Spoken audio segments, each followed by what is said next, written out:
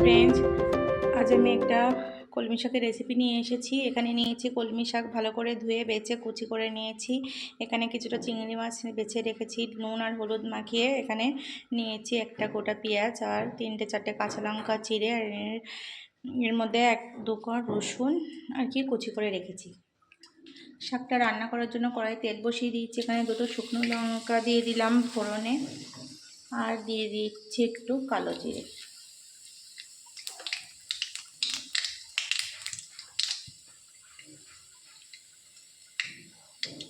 শুকনো লঙ্কা আর কালো জিরে সুন্দর একটা স্মেল আসছে। এইবার আমি কুচি করে রাখা পেঁয়াজ,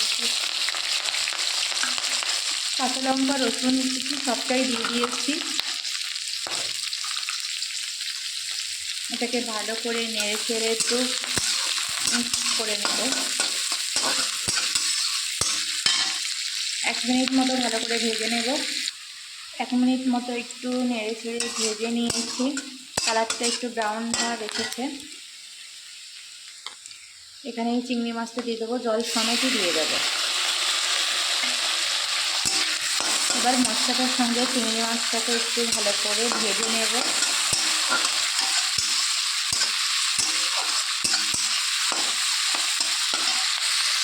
এই যে চিংড়ি মাছটাও ভালো করে কষানো হয়ে গেছে, ভাজা ভাজা হয়ে গেছে। এখানে কুচি করে রাখা শাকটাকেও দিয়ে দেব।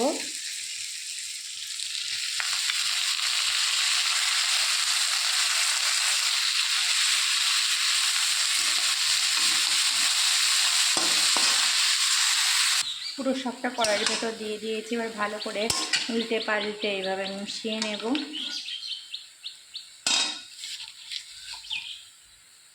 একটু লবণ দিয়ে দিচ্ছি, এখানে হলুদ আর দেব না। লবণ দিয়ে দিয়েছি যেহেতু এবার শাক থেকে একটু জল বেরোবে। একটু নাড়াচাড়া দিয়ে রাখি, জোরটা হাই ফ্লেমেই দেওয়া রয়েছে। তো শাক থেকে জল বেরোবে। শাকের ভেতরে আমি হলুদ দেইনি, চিংড়ি মাছটা মাখানোর সময় যা একটু হলুদ দিয়েছিলাম ওটাই, তো কালারটা নষ্ট হয়ে যাবে ওই কারণে হলুদটা দেইনি। তো শাক থেকে আস্তে আস্তে জল বেরোতে শুরু করছে। শাকটা দেখো এক করা হয়েছিল, কমে গেছে কতটা, আরও কমে যাবে। হ্যাঁ, শাক বেশ কিছুক্ষণ নেড়ে চেড়ে এই যে কমে এসেছে। এবার ডাঁটাগুলো একদম এমনি শাকটা কচি সেদ্ধ হয়ে যাবে সেটা ব্যাপার না, কিন্তু শুধু শাক রান্না করতে নেই, কারণে আমি একটুখানি জল দিয়ে দিলাম হালকা, দিয়ে এবার ঢাকা দিয়ে রেখে দেবো। আর একটুখানি দিচ্ছি, এবার ঢাকা দিয়ে রেখে দেবো 10 মিনিটের জন্য। তারপর তোমাদের দেখাবো।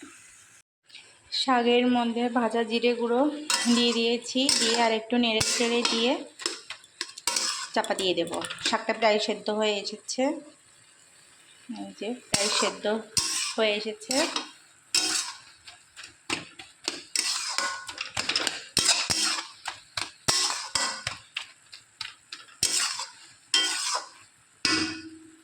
এবারও ঢাকা দিয়ে রেখে দেব আরও 5 মিনিটের মতো।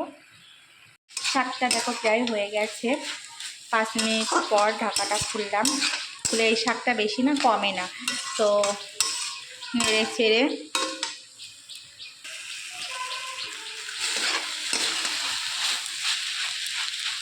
আর একটু জোরটা বাড়িয়ে দিয়েছি, দিয়ে আর একটু ভাজা ভাজা মতো করে নামিয়ে নেব।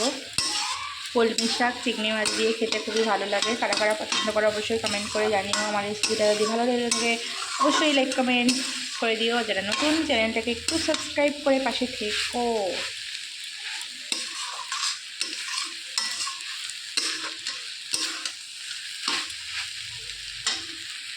তো শাকটা রান্না কমপ্লিট হয়ে গেছে, গ্যাসটা বন্ধ করে দিয়েছি। এবার একটা বাটিতে নামিয়ে নেব।